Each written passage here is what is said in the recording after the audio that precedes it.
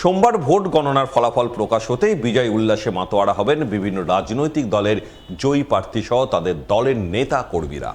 বিজয় উল্লাস করবেন বাজি পটকা ফাটিয়ে আবির উড়িয়ে। তাই ভোট গণনার প্রাক্কালে মালদায় হু হু করে বিকোতে শুরু করেছে বিভিন্ন রঙের আবির।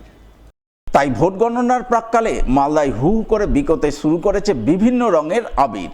তবে সবুজ এবং গেরুয়া আবিরের চাহিদা রয়েছে তুঙ্গে। কোনো বিধানসভায় সবুজ আবির বিকোচ্ছে বেশি, তো কোনো বিধানসভায় গেরুয়া আবিরের চাহিদা রয়েছে যথেষ্টই। তাই আবির বিক্রেতারা সবুজ এবং গেরুয়া দুই ধরনের আবির মজুত করেছেন ব্যাপক পরিমাণে।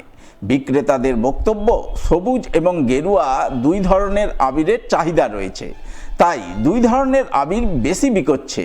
কোথাও যাচ্ছে গেরুয়া আবির, তো কোথাও আবার সবুজ আবির। তবে ভোট গণনার ফলাফলের নিরিখে মালদার কোন বিধানসভায় কোন রঙের আবির উঠবে তার উত্তর মিলবে সোমবার ভোট গণনার ফল প্রকাশের পরেই।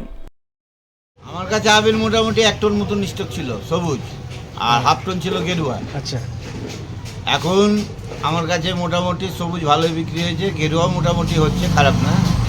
তবে কালিয়াচকের দিকে সবুজ গেছে বেশি, আর আমাদের এগুলোতে গেরুয়াই যাচ্ছে, এখনো সবুজ যায়নি। এখন পর্যন্ত মোটামুটি ধরতে গেলে একটু কম বেশি দুটাই চাহিদা আছে।